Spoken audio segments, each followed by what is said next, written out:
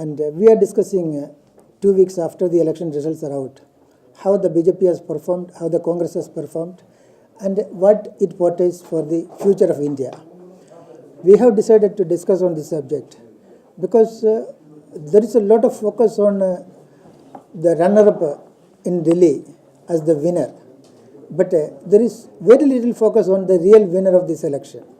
The 5 states went to the polls and 4 states were won by BJP. And what is obvious is that BJP has won. And what is also obvious is that the Congress is defeated. But at the same time, what is not noticed, the extent of the Congress defeat and the extent of BJP's victory. There is a kind of feeling in some of our people that this election is like 2004 election, that time also BJP had won. But there is a fundamental difference in what this election portrays and what 2004 election was. Because 2004, the BJP won in Madhya Pradesh, in Rajasthan, because of anti-incumbency as a main factor. And BJP lost in Delhi because, again, anti-incumbency. So anti-incumbency was a major factor in 2004. But this time, there is a very, very interesting pattern change. This time, the Congress is voted out of Delhi, Congress is voted out of Rajasthan, and BJP has been brought back again a third time in Rajasthan, in Madhya Pradesh, in Chhattisgarh, and this is a very significant factor. And see the extent of the victory of the BJP, it is almost 85% in Rajasthan, same in Madhya Pradesh, and almost like it was in the last time in Chhattisgarh. And BJP has emerged the largest party in Delhi. And BJP emerging the largest party in spite of a lot of vote splitting by people who are the B team of the Congress is again very significant. Because people voted for change. And there has been a deception in the process by certain people who actually worked for the Congress. They came into the fray as, giving a new pattern of politics, new kind of politics, new morality in politics. And they even used to say that, why don't Congress and BJP join and start a government? They wanted that BJP and Congress should join hands, but they will not join hands. But what we are seeing today, the party that said that we are against the established political parties, taking the support of the ruling party which was voted out and saying that we are different. So this is a very interesting situation. And another aspect which I want to highlight is that in Rajasthan, Congress used it as a laboratory of their economics. They said that this is Sonia economics that is in play. That is opening up the treasury, giving freebies, and buying vote from people. This was the kind of politics they wanted to try in Rajasthan. If it succeeded, they wanted to use it all over the country. So this has been rejected totally by the people because people said that we are not here for purchase. We are not here for freebies. We want real development. We want a honest politics. And we also want governance. This has been proved in Rajasthan. And another significant factor, when Gujarat, Narendra Modi came to power, a lot of people started saying that, this is the laboratory of Sangha Parivar. And whatever Modi is going to do, this is going to be the center of the kind of model that BJP is going to adopt in future. Narendra Modi started a development process in Gujarat. And he was the first, he was the pioneer of starting that development process. Other states like Madhya Pradesh, Chhattisgarh, they also adopted the same pattern. And in the process, it became a model. The Gujarat model became a development model. The country accepted it, and not only that it accepted, it has become kind of, Narendra Modi is an icon of change today, and the country is looking at him. And it is also very clear that in Madhya Pradesh, in Chhattisgarh, even in Delhi, there was a kind of a 10% vote which came only because of the Modi factor. And that was a very, very decisive factor.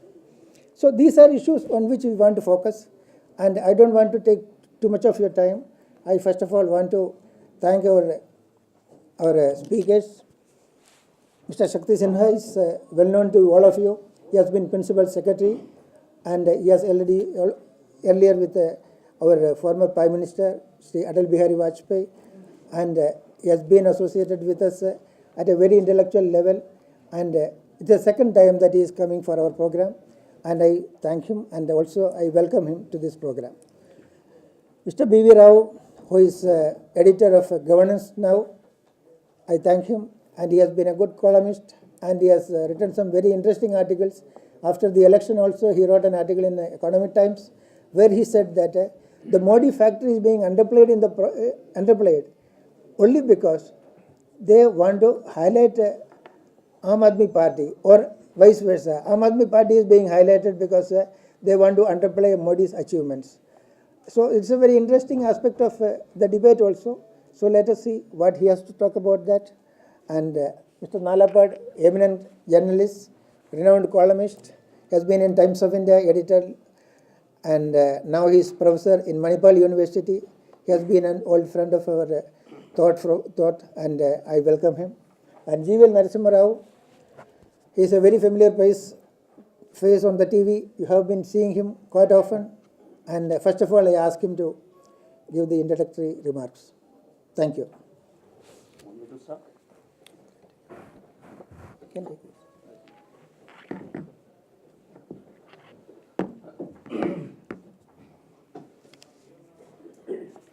Thank you, Balaji. Thank you for inviting me for this important meeting today.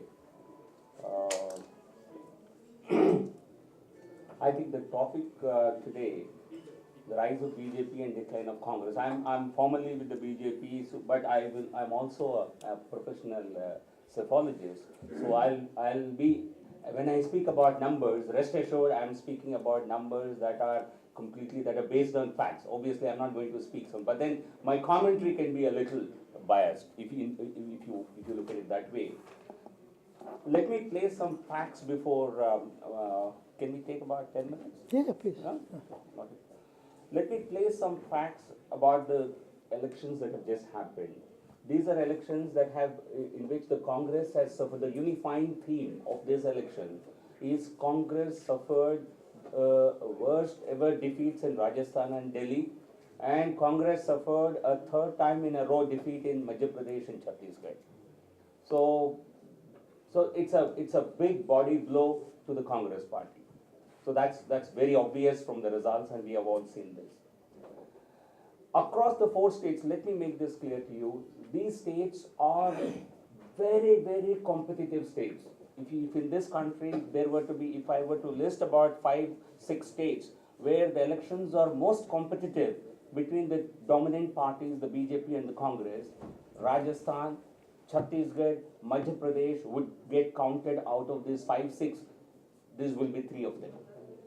Where the victory and defeat in assembly elections was decided by a mere 1 percentage point in votes. So 1% this way or that way can completely change. In that kind of an election, where we are in power in 2 of these states, the BJP has gained, it's an important statistic, across the 4 states, the BJP has gained 7 percentage points in votes. Across all the 4 states, I'm giving you a aggregate figure of the 4 states put together. The BJP has gained 7%. I told you, we are in power in 2 states. Despite that, on the whole, we have gained 7% in votes. And the gap between the Congress and the BJP, because in the electoral terms, what really becomes significant is you see, a third party, a small party like BSP or SP can increase their vote share or decrease their vote share. What matters is the gap between the winner and the runner-up. We have increased the gap with the Congress by about 15 percentage point in votes. So the BJP is ahead of Congress in terms of vote share by 15%. I told you, being just ahead by 1% is enough to form a government, or 2%. Here we are ahead by 15% in Rajasthan, 13% in Delhi, 3% in Madhya Pradesh, and almost at the same level as last election in Chhattisgarh. We have not gained in Chhattisgarh, but we have not lost either, because that's a state where we are in power. So overall, the gap between the Congress and BJP in these elections has risen to 8%. So we are ahead of, in this most competitive zone where Congress and BJP fight each other, the gap between BJP and Congress has been enhanced by 8%. What are its implications?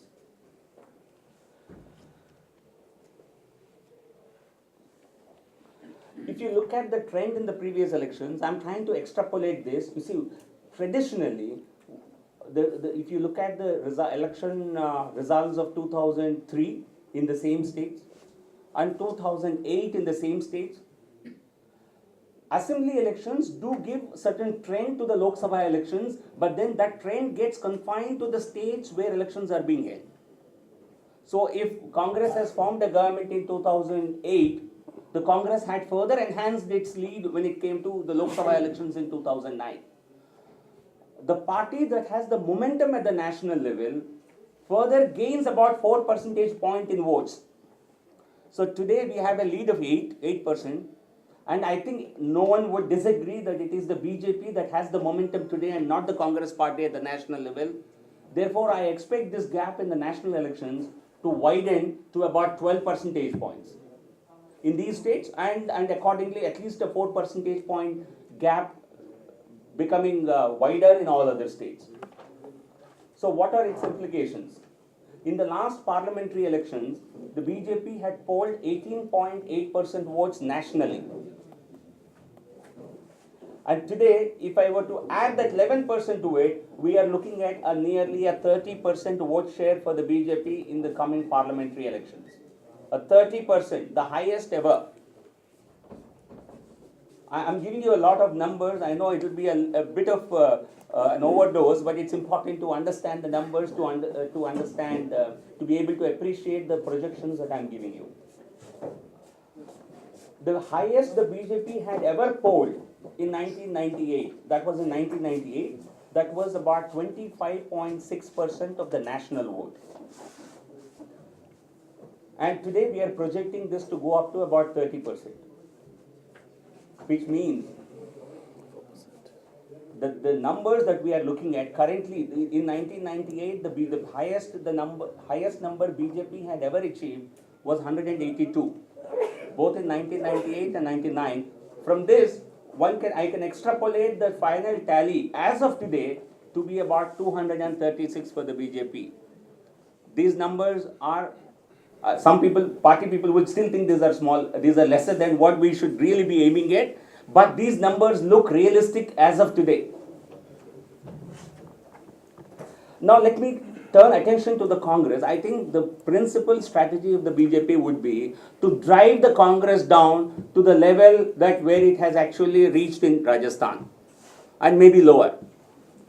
So I think there are at least 200, I can think of about 10-12 states where the Congress had achieved a tally of 0 in parliamentary elections in the last 4 or 5 parliamentary elections, and these look very realistic today. And all these states, I think it's a very realistic scenario. Tamil Nadu, the Congress had got 0 seats in 96 and 98, and I don't see them going up anywhere from 0 in the coming parliamentary elections in Tamil Nadu. Rajasthan, they had got 0 in 1989. That looks a very plausible scenario today. Even in the, if you aggregate the assembly election results, I think we have led nearly in about 25 parliamentary constituencies, 24 or 25, all 25. So that seems a very realistic scenario. Then Kerala, in 2004, the Congress had got a tally of 0. In Jharkhand, they got a tally of 0 in 96. So if I put all this together, in about 10 states having about 231 seats, the Congress tally could just be 0. So on the one hand, the BJP strategy would be to maximize its numbers and see that the Congress tally reaches hopefully below 50. That's a very, very realistic scenario that you can see from the kind of results that we have got.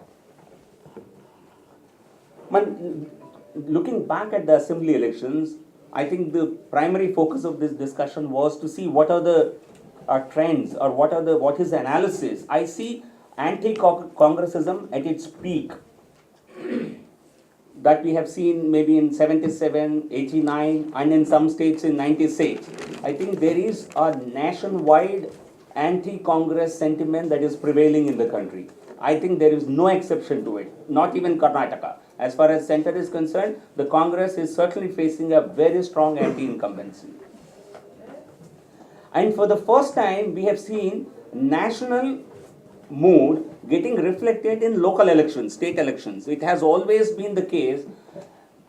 See, generally state elections are held primarily on the state level issues and state level factors.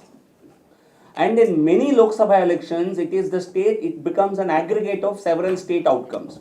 So you have Congress getting wiped out in one state, but doing well, sweeping in the neighboring state. This happened in many. 2004 was not a wave election. 2009 was not a wave election. But what you are seeing today are the trappings of an anti-Congress wave election that we have seen in 77, 89 and things like that.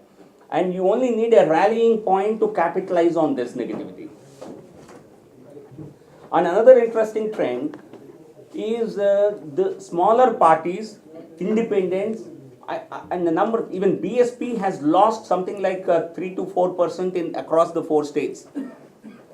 So people are not favoring the smaller parties, people are not favoring independents. So it will, in all probability, it will be a BJP versus Congress contest, wherever BJP is a significant player. I don't think there is scope for a third player.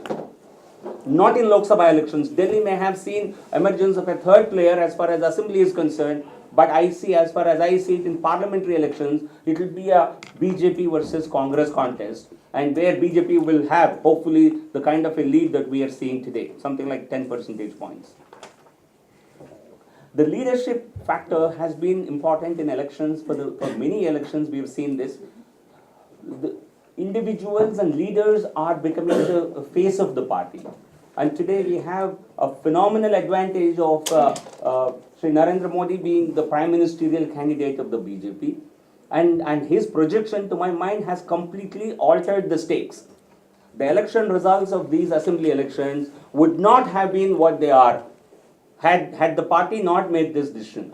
Because I'm saying the national mood got reflected in state elections. How has the national mood got reflected? It is because you have a rallying point, somebody who's been driving down the Congress all across the last 3-4 months. So that also got reflected in the state elections. Otherwise, you would have seen a state election outcome. We would still have formed governments in all the states where we have formed, but I don't think we could have got this kind of the momentum that we have got today.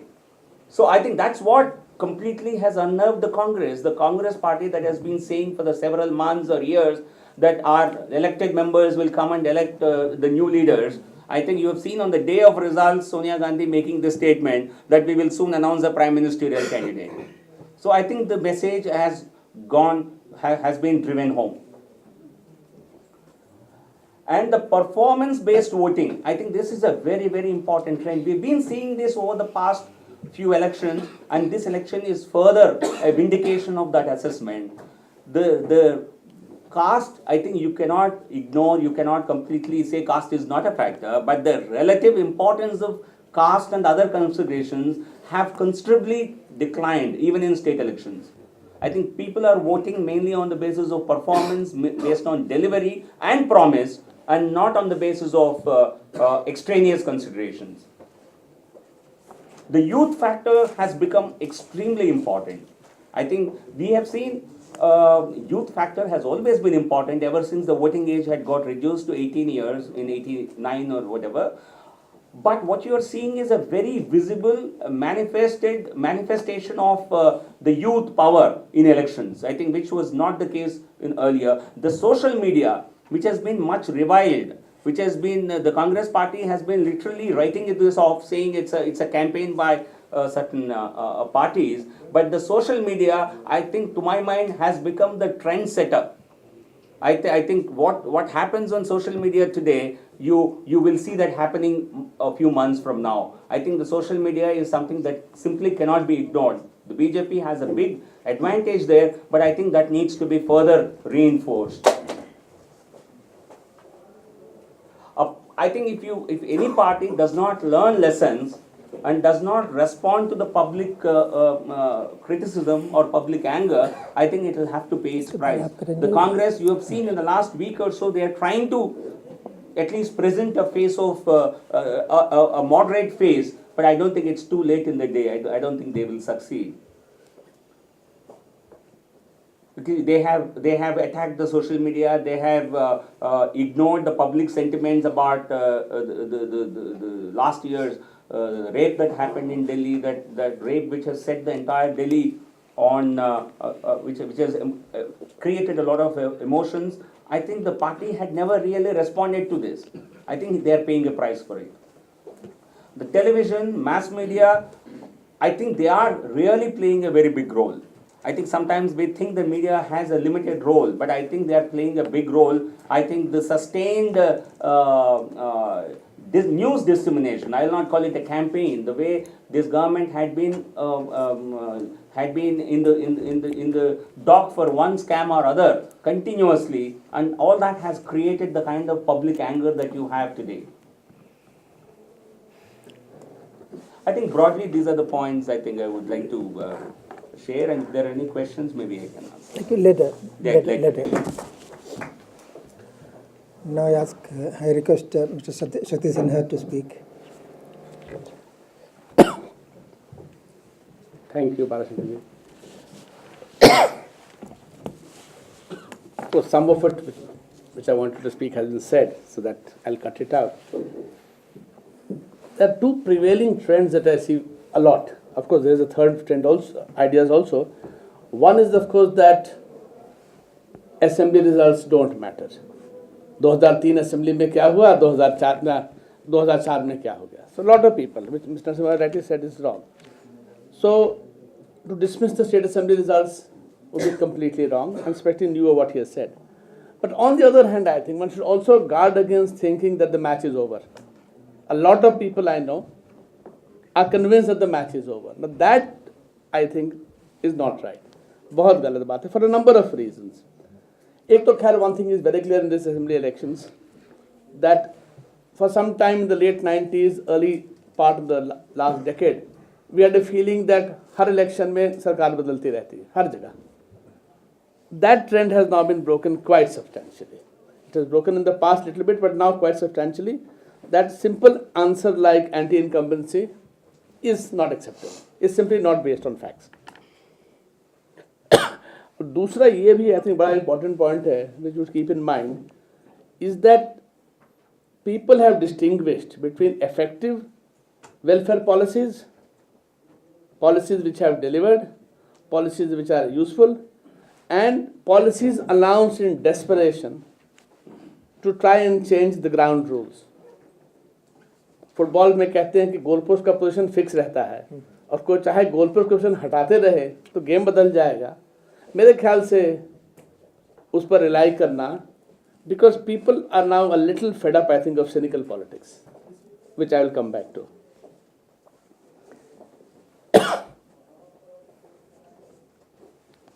And yes, of course, one thing again has been very, very clearly established, that while state factors, local factors are important, एक बड़े famous American थे, वो कहते थे all politics is local.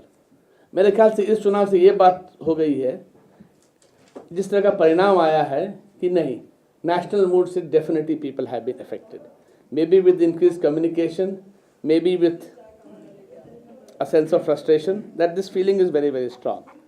But yes, it is semi-final in the sense, and why I think it is semi-final very clearly, is that the kind of results which has come out, the overwhelming numbers which has come out, and as Mr. Narasimha was Dr.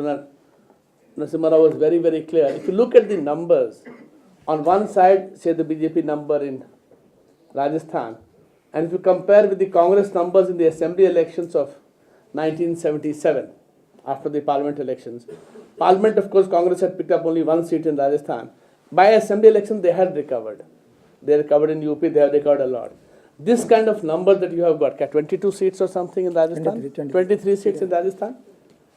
Madhya Pradesh में आप देखिए, जो numbers आया है. I mean, a government in power for 10 years, actually increasing its, that is a very significant thing.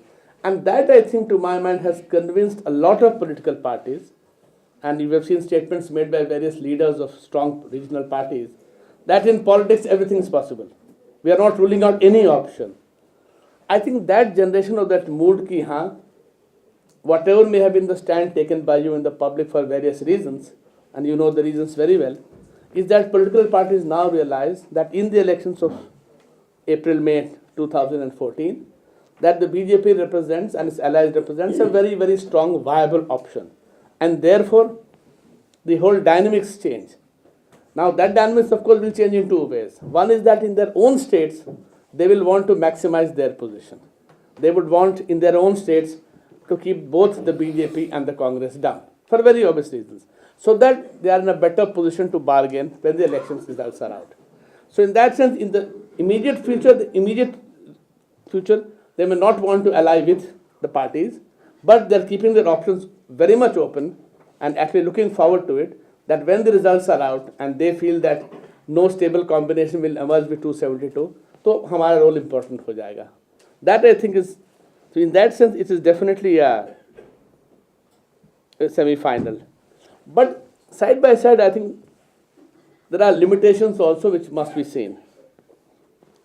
Now, Delhi's results have been very, in that sense, whatever may have we feel, and I strongly feel that the economic and other policies of Aam Aadmi Party really would be disastrous for the city, whatever the reasons. The fact is, as Delhi has shown, that even in this national mood, though the BJP seats has gone up, its voting percentage has actually come down a little bit. And that the Aam Aadmi Party was able to reap the anger of a lot of people. अब B team हो कांग्रेस का, कांग्रेस ने finance किया हो ना किया हो, that can be debated and discussed. The fact remains that persons and not just the educated youth. Let us not make the mistake. If you go by polling station wise numbers, slums में और कई poor areas में आम आदमी party got lots and lots of votes. तो यानी वो जो रोष है कहिए, frustration कहिए, that must be properly understood. ऐसा क्यों हुआ है? And there I feel, and I'm very strongly of the opinion, that political parties in India over the years have weakened at the grassroots level.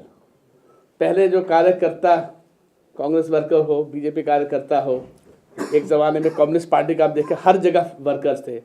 धीरे धीरे वो voluntary political workers जो थे, activist जो थे, जो केवल फील्ड में थे as party people, they were not contesting elections, but they were there to take the problems of the people to the elected people and the return journey. I still remember visiting a very, very small tribal village in Wayanad, where that lady Naxalite was very famous. Ajita. Chedalat or somewhere, I can't remember the name. And this was in 1980 after the elections. It was 10 days, 1 week, 10 days after the elections. So, tribal community थी, Pulliya, I can't remember the name. We asked them to the interpreter कि भाई चुनाव में vote दिया, बोला हाँ दिया. चुनाव में कौन जीता है? बोलता वो पार्टी वाला आके बताएगा. So after the election, of course, those radios and TVs and all not, that the party worker would come back. So the worker was in touch between the district level leadership and the people in the mohalla. वो link political parties का धीरे धीरे टूट गया है और parties are active in the field only at election time.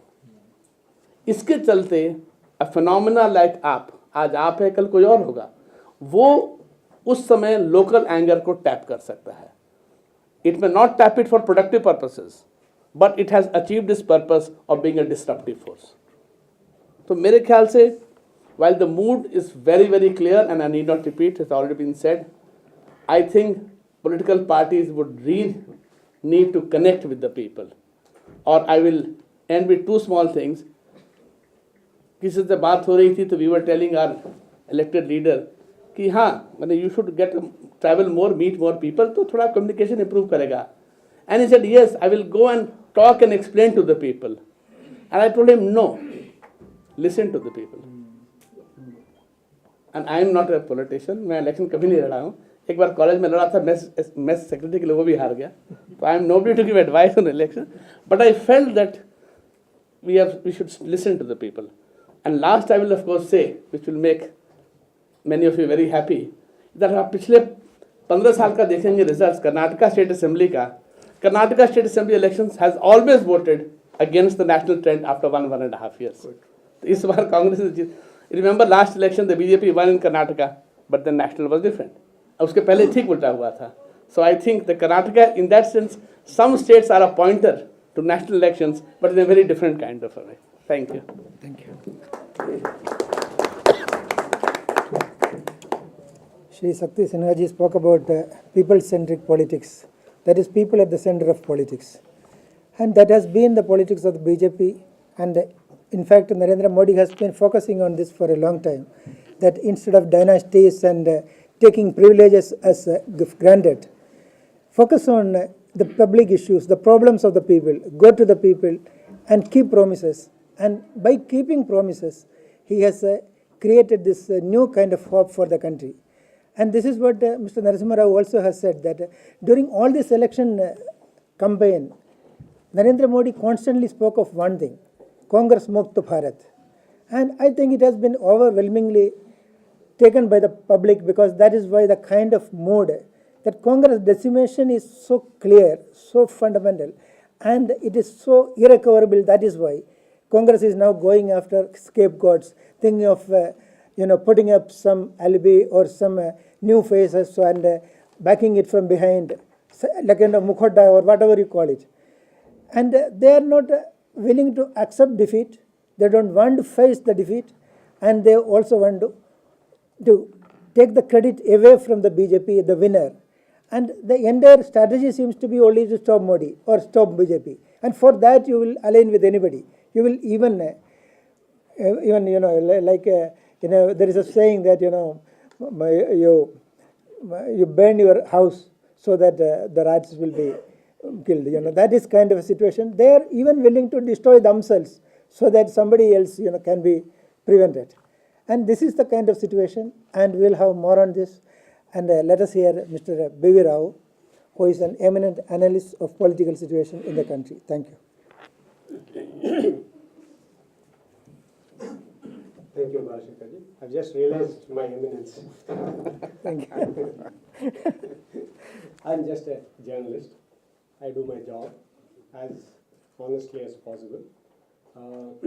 And I don't mind writing what I think I see. Most political analysts hold back because they want to be right all the time. I don't mind being wrong. So I do take Sinha Saab's warning in the way he meant it, that don't take the game as over. But I'm willing to say the game is over. I do not think the Congress can do much in 3 or 4 months to reverse what has happened. And in that sense, yes, the game seems to be over. That is what I write, and that's what I stand by. But to interpret what is happening in the last 4, 5 months, 6 months, and in the result, in the assembly results, as the rise of the BJP and the decline of the Congress, because you are all members of the intellectual cell of the BJP, that would be my warning. I don't jump to that conclusion yet. It is not the decline of the Congress. It is a huge reverse for the Congress. The Congress is a continuum. It will come back. It will come back. As the BJP is a continuum, it will keep coming back. Right? So, nor is it the rise of the BJP. This whole thing, just imagine if these elections were held about 8 months ago, when the Parivar and the BJP president ad nauseum would keep saying that BJP is a collective leadership, right?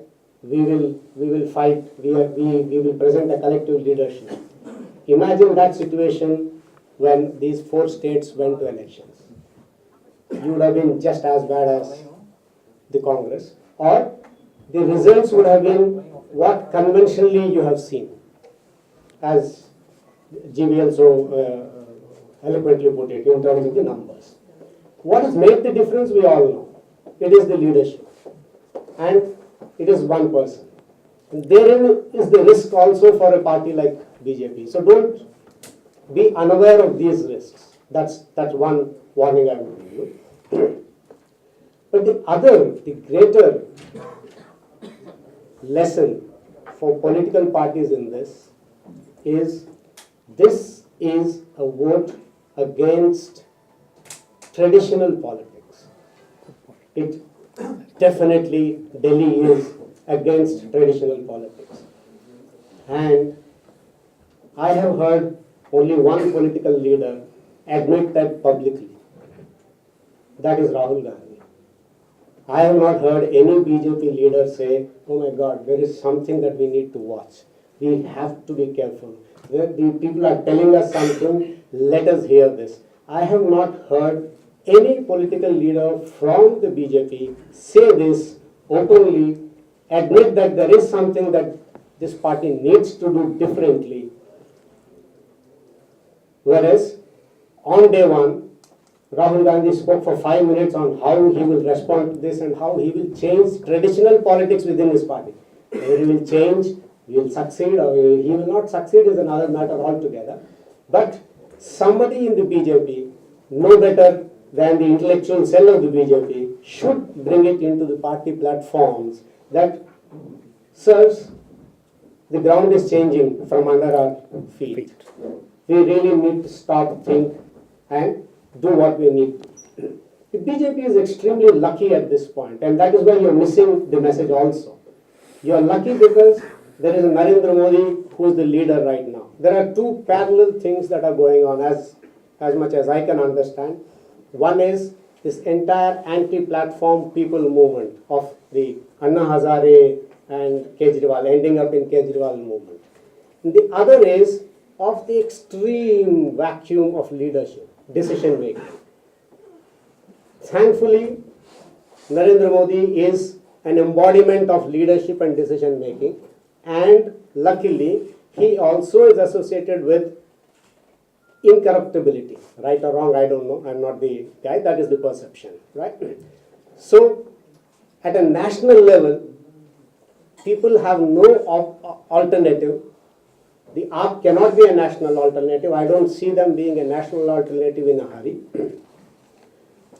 So nationally, you are reaping the benefits of what Anna and Kejriwal are doing. So I don't understand why BJP has to forever be talking and rubbishing the popular movements. I think you must pay more heed to popular movements. Take them into your political processes and you will be able to do better than Kejriwal because you have everything, right? So I think somewhere down the line, this party has to now start thinking what is the message in these elections. Don't be blown away by the size of these elections. They are right. Next government, I'm willing to put my neck on the line and say next government has to be a BJP government. That's very clear. In fact, I just was telling somebody at lunch today, there's this last meeting at Bhagwatji spoke about Advaniji as the elder of the village, right? So channels and newspapers have already started. Does this mean that Advaniji will be the BJP's acceptable face if BJP gets only 170 seats or so? So I was telling him, if there is a BJP government, that is Modi, otherwise there is no government. Because this phenomenon that is happening has to either fail or succeed. It can't be a midway. So I don't see any other leader from BJP coming and making an NDA kind of a government, right? So you're lucky that there is a person who's taking the benefit of this popular movement right now because of the work he has done, because of his image, because of his communication skills, because of a whole lot of factors. But do not, as you well might take 2014 as a game that has been won, I am saying that after that your troubles will begin. Because if this reflection of people's faith in the party, in Mr. Modi, is not reflected, for example, do you take Yediyurappa back into the party? Do you accept a whole lot of criminals in UP into the party? So these are all decisions that are going to be watched very carefully. and you will be judged based on that also. So missteps even now can have some consequences for 2014. But as of now, I don't see much problem, but I do see a problem, a disconnect of the BJP leadership with the popular sentiment that is. I think if that through this cell reaches your leadership, I'm not saying that they don't know it, but sometimes in a victory as massive as these elections, you could miss the message. So that's what I want to say. Maybe later on I can take questions. Thanks, sir. Thank you. In fact, I would clarify this intellectual cell is basically a bridge between intellectuals and the party. This is not the party itself, it is only a bridge. And this is an area where we express all kinds of opinions, and all opinions have a place here, and we take all of them respectfully, and we learn a lot from that. So there are many views expressed, and all views need not be the party view, and at the same time, all views have its relevance. And of course, for a political party, change is of great essence, because if you don't understand the change, and if you are not able to gauge the mood of the public, then we cannot be in the business. So naturally, we will be there, we will be taking clues from all kinds of opinions and everybody's advice. And the way we have formatted this discussion is all our speakers will speak for 10 minutes each, and afterwards we have about half an hour time when our audience will have time to express in very brief, they can express their opinion also and ask questions to our speakers. Now I will ask our last speaker, Professor M.D. Malapad. Thank you, Dr. Balashankar. I'm delighted to be here.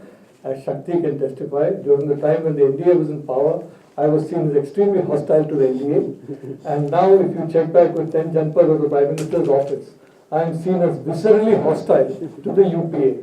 So I'm not sure if I'm hostile to either, but I'm reasonably certain that whichever government comes to power, I think I'm definitely going to be a critic of that government.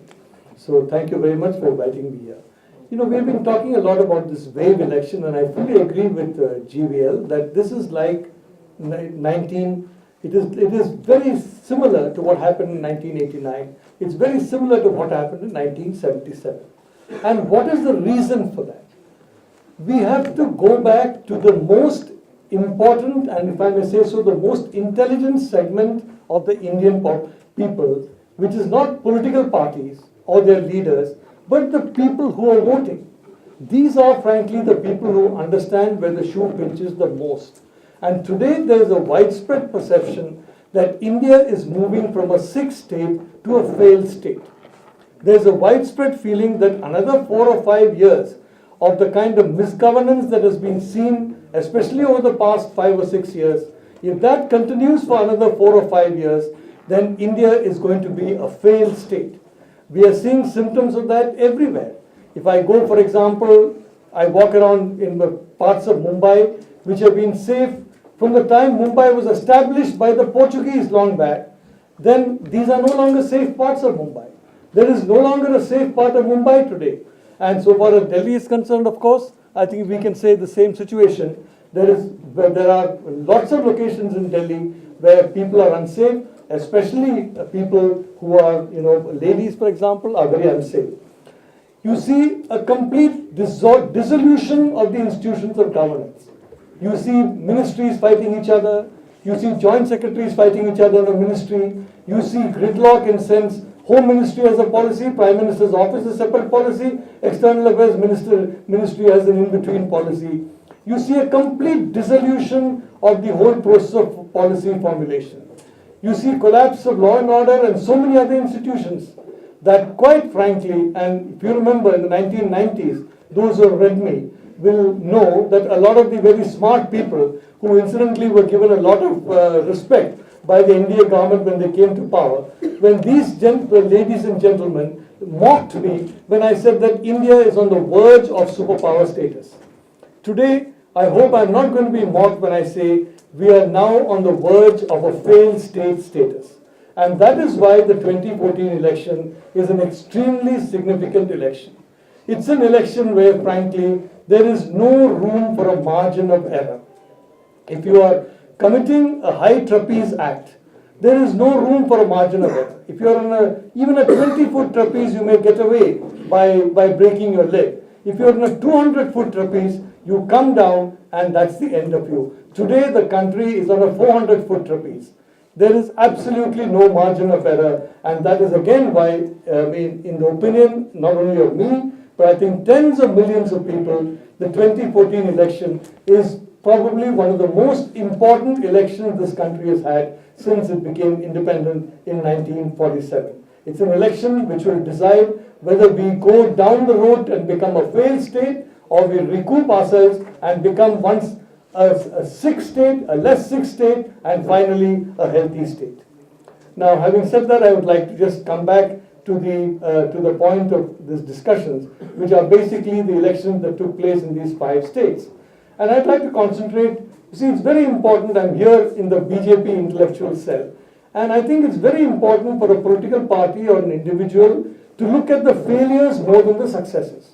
Rather than go a lot and have a lot of discussion about the successes, it's very important to spend much more time on the failures. And that is where I'd like to bring in terms of Mizoram and Delhi. Mizoram, where the Congress party has still come back, I mean, the BJP has not really done at all there.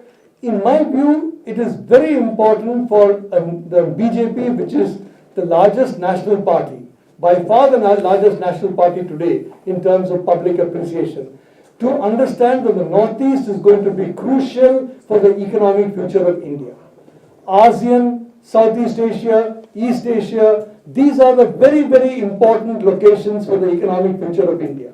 Unless you have land bridges, rail bridges, air bridges to these countries, which are much more than what we have today, then that huge economic potential of India and Southeast Asia, and through Southeast Asia, other parts of Asia, that entire potential will become unfulfilled.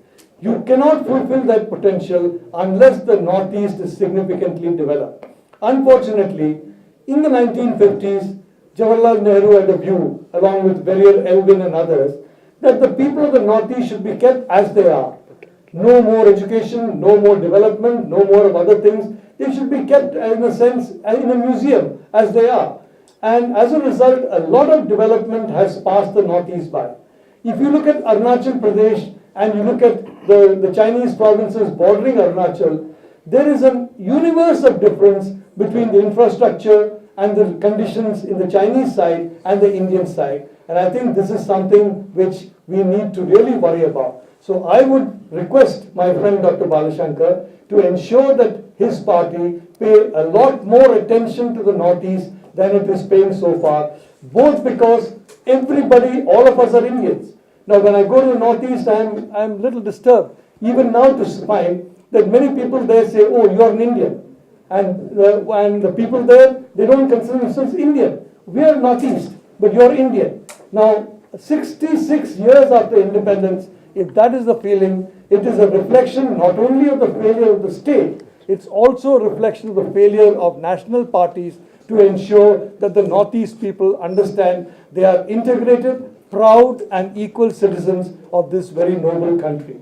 So that is where, in my view, the reverse in Mizoram is a wake-up call to the BJP to pay much more attention to the Northeast.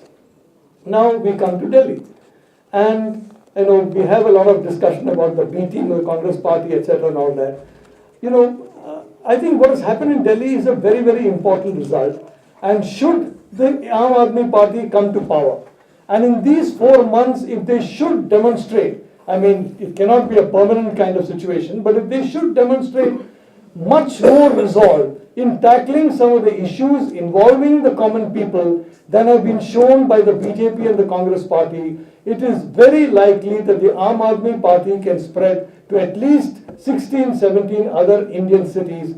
And if that happens, it could create a spanner in the works for Dr. Narasimha Rao's argument that 235 seats are going to be won by the BJP. In my personal view, anything about 200 seats will guarantee a stable government in India for the BJP.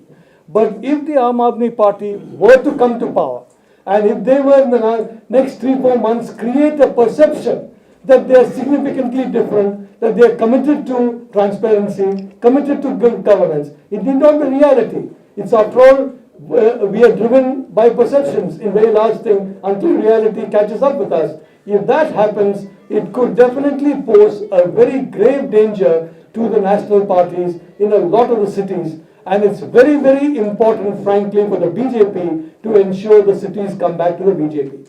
If I recall, during the last election, almost every city went against the BJP. In this election, almost every city has got to go with the BJP, and therefore I would say underestimating the potential damage of the Aam Aadmi Party is a dangerous thing. I think the Congress Party is behaving in an extremely rational way by making the Aam Aadmi Party the party of governance in Delhi. And my personal view, the Congress Party will go all out to see that it succeeds as a governing party, or it's perceived as succeeding as a governing party, because that is the only way they can ensure that there is a dilution in the very strong anti-Congress vote that is there across the country. Now, in Delhi, the Aam Aadmi Party was seen as the most authentic anti-Congress party. In Rajasthan, in Chhattisgarh, in Madhya Pradesh, I mean, in these states, it is very, very clear, yes, it was the BJP that was the most anti-Congress party, and as many speakers have said, I also share that opinion, that the emergence of Narendra Modi has resulted in the BJP being able to capitalize on this anti-Congress movement. Because unless some other leaders in the BJP, Narendra Modi is not shy of going after the Congress in a very, very strong way, and not only the Congress party, but the Congress leadership in ways which, frankly, I don't see some other leaders of the BJP coming near to. So he has, in a sense, captured this audience of anti-Congressism. But in Delhi, the perception that BJP is in fact more like Congress has been spread because of a very soft policy towards Congress party, both verbally and in practice, which is the perception of many people in Delhi, that there are sections of the BJP that are very soft on the Congress party. So we cannot say that Delhi is the failure of Narendra Modi, because Delhi is the election where the Modi effect was the lowest. Because in Delhi, it is more the Delhi effect than the Modi effect that was high. And I think this Delhi effect was responsible for the fact that you today do not have Dr. Harshvardhan as Chief Minister of Delhi. You're going to have Arvind Kejriwal as the Chief Minister of Delhi. You know, I mean, my friend Balashankar is a very liberal person, so I know he's going to forgive me for my very frank views. Shakti knows, I mean, that I express myself here, but I'm happy to see that the audience is not really reacting with much hostility to what I'm saying. For the simple reason I said, I want to go back to what I said. I am a citizen of this country. I'm not going to run away to any other country. If my country is a failed state, it's going to be a hell for me, not only personally, but in so many ways. When I was a student in Mumbai, every day after we used to swat for the examinations till about 1 o'clock, 2 o'clock at night, we used to take a walk, me and my friends in Mumbai, and we used to see beggars on the street. And we used to tell ourselves that, wait, in 10 years, 15 years, 20 years, we will not have any beggars anymore. It's a lot more than 20 years since we walked the streets, Shakti. It's a lot more than 20 years. And today when I walk the streets, frankly, I don't dare to walk the streets of Mumbai at 2 o'clock anymore. But when I walk the streets at 10 o'clock or 10:30, there are more beggars today on the streets than I saw 40 years ago. So this is the tragedy of India. I would like to see a change in that.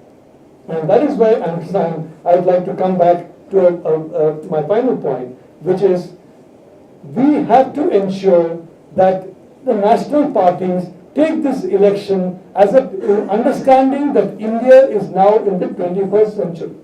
This is a very young population. This is a population that is empowered by the internet. You know, in the days when I was a student, you had to go to a library, you had to pick up 10, 20 very heavy books. You had to know where to get those books from before you could even find out a little bit of research. Today, my research associate can tap a computer and find out anything in the flick of a second. The whole situation has changed.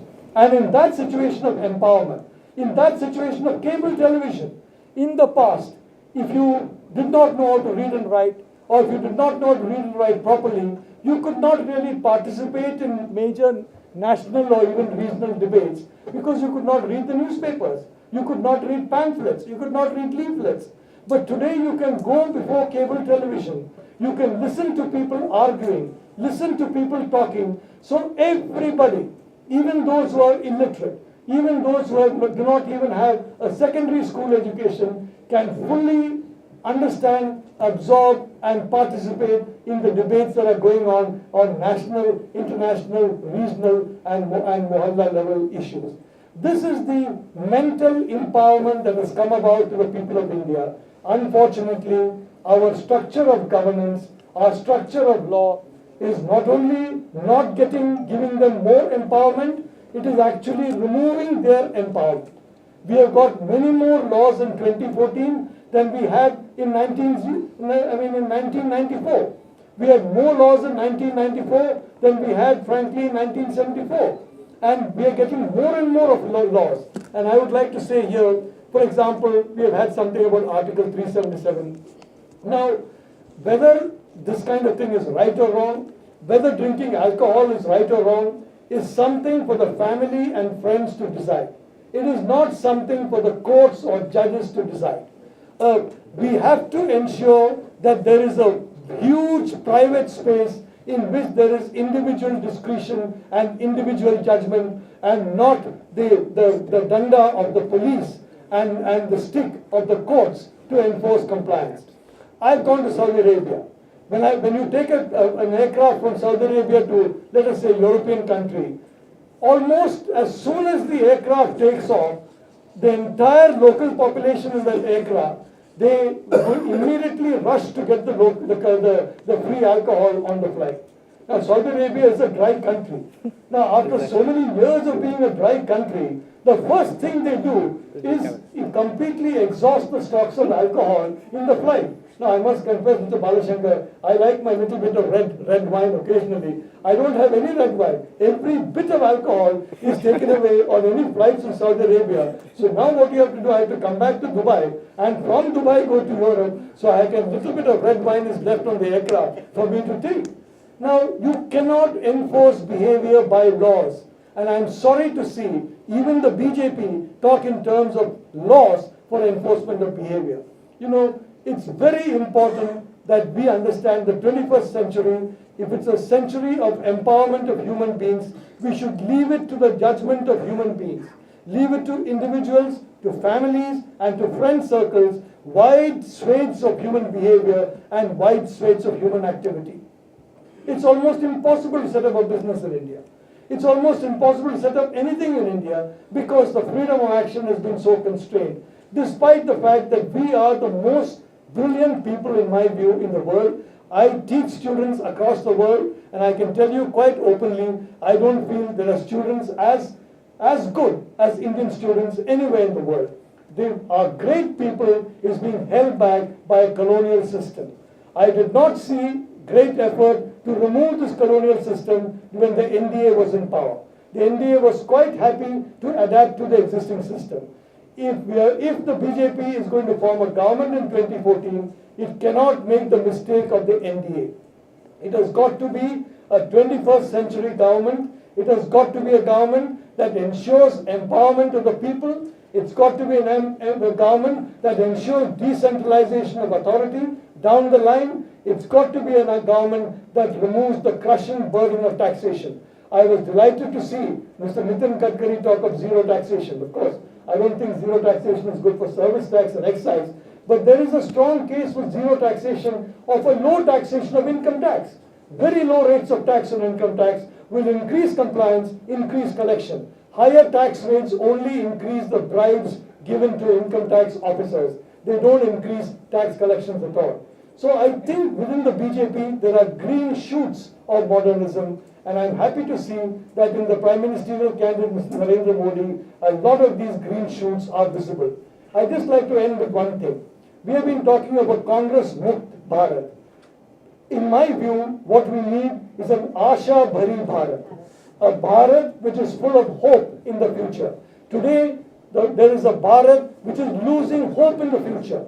That Bharat is going to vote tomorrow, and that vote is going to go to a party which offers hope for the future. Thank you very much.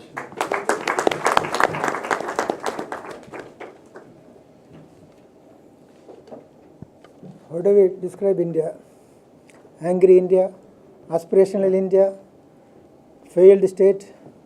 There are many things. I am reminded of that famous TV serial, Yes Minister. So there is a debate in that, the developed countries, how they looked at the underdeveloped countries. In African countries, they were mentioning about one of the African countries. So in the Yes Minister, he is saying, that we should describe as underdeveloped country.